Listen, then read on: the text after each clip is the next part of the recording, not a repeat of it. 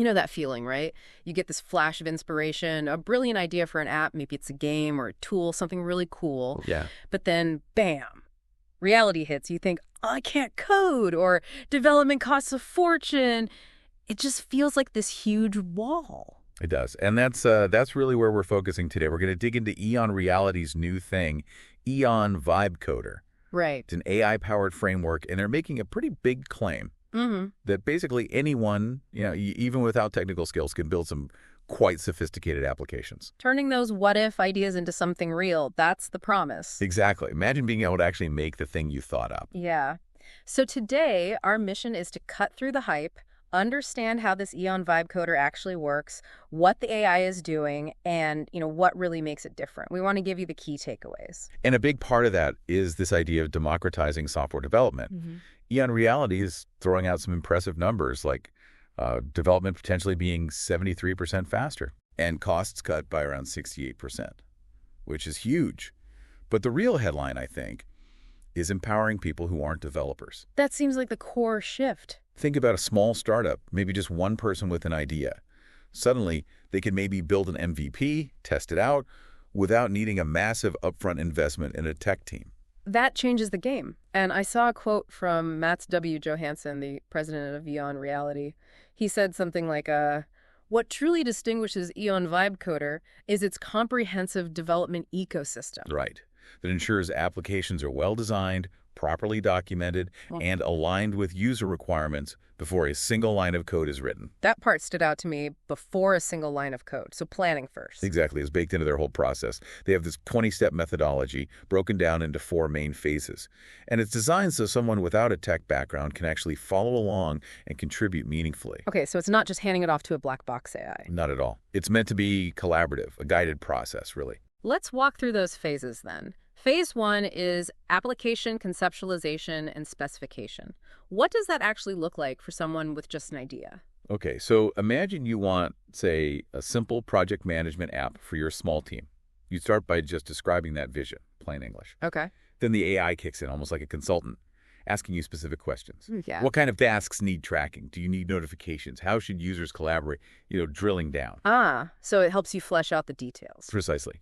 And based on that conversation, the system actually generates detailed specification documents, like a blueprint. And crucially, you review and approve that blueprint before anything gets built. So you're signing off on the plan, ensures everyone's aligned. Right. No surprises later, hopefully. It's about building that solid foundation first. That makes sense. Then what? Phase 2. Phase 2 is implementation planning and preparation. Now, EON's own AI takes that blueprint you approved and figures out the best way to actually build it. It creates a detailed technical roadmap using established software design patterns and best practices. So it's like the AI architect figuring out the structure. You could think of it that way. And again, you get to review and approve this technical plan. You maintain visibility and control, even if you don't understand every single technical detail. Transparency seems key. Okay, now we get to phase 3. Iterative implementation and refinement. This sounds like where the coding happens. It is, but not in the way you might think. You, as the user, are still focused on the what, not the how. They use this interesting approach they call ping pong. Ping pong? Yeah. Imagine one AI system writes a chunk of code for a feature. Then almost immediately, another AI system reviews that code, tests it, evaluates its quality and efficiency. So AI checking AI's work. Exactly. It creates this constant loop of generation and refinement. It means the code quality gets improved iteratively without you needing to know anything about coding standards or debugging. And the system keeps track of the whole project, making sure new pieces fit correctly. That's actually fascinating. AI quality control. Okay, so that iterative process leads to phase 4. Phase 4, component development and deployment. This is where it all comes together. Yeah. Fully developed features get delivered, the code is packaged up, ready for production. The finish line. Pretty much. EON Vibe Coder also handles the deployment side, making it smooth to get your application actually live and usable. The goal is a high-quality app that matches what you envisioned way back in phase 1. This whole system obviously relies on some powerful AI. Can you break down the key technologies a bit without getting too technical? Sure. They mention a few things. There's their Frontier LLM engine. Think of that as the core brain, a large language model trained extensively on software development. It understands your requests and generates the code. Then there's context-aware processing. This is important. It means the AI doesn't just look at one task at a time. It understands the whole project context, how everything fits together, like a good project manager. Keeps the big picture in mind. Exactly. And critically, there's the non-technical interface, letting you use plain language, and transparent development, so you can at least conceptually understand why the AI is doing what it's doing at each stage. Makes sense. And EON is positioning this as quite different from other tools out there.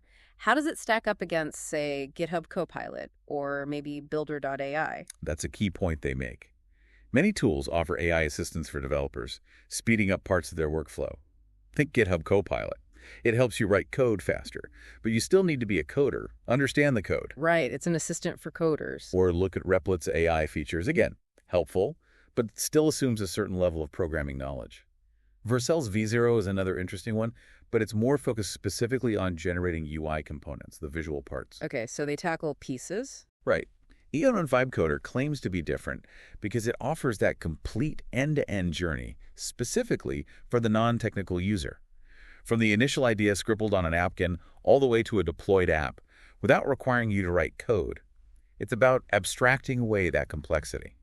So the end-to-end support and the user involvement without needing tech skills are the big differentiators. That seems to be their core argument. It's not just making coding easier, it's aiming to make it, well, unnecessary for the person with the vision. That leads into what they call the EON Vibe Coder advantage. What are those key benefits? Well, it summarizes what we've discussed. Yeah. That full abstraction of technical stuff, the structured methodology, the built-in quality assurance with that AI ping pong. Right. Plus seamless deployment, ongoing support, and something else interesting, optimization for specific industries. They have tailored packages. Ah, so templates or specific knowledge for, say, healthcare or finance. Exactly.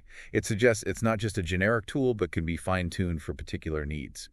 And they back this up with some real-world results from early users. Yeah, you mentioned some numbers earlier. What were they again? Pretty impressive stuff, like startups seeing a 68% increase in viable MVPs, minimal viable products, enterprises reporting average savings of, what was it, $4.2 million? Wow, that's substantial. Educational institutions seeing a 5x increase in student-created apps, and innovation teams cutting their time to market by 82%. These aren't small changes. No kidding, that 82% reduction in time. That's huge for innovation. Any specific stories? They highlighted a financial services company. Yeah. They're business analysts, so non-technical people use Vibe Coder to totally revamp their customer onboarding process. Okay. They did it in 3 days. 3 days? Yeah.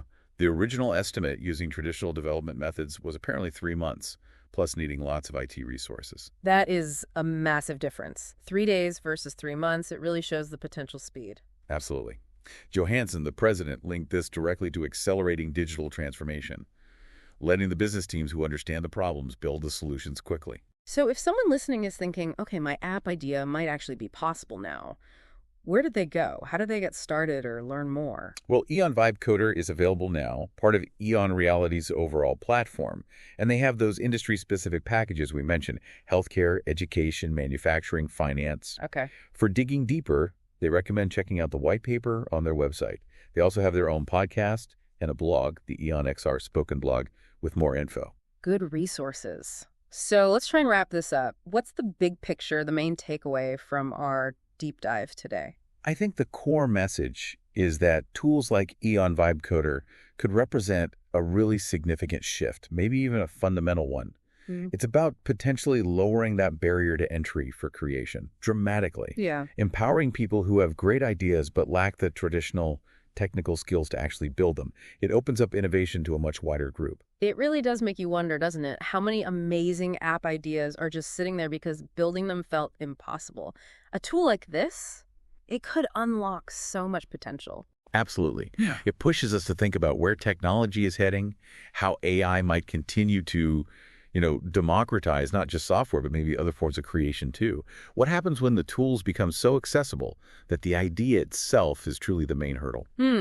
That's definitely something to chew on. A future where the bottleneck isn't the how, but purely the what and the why. Fascinating stuff.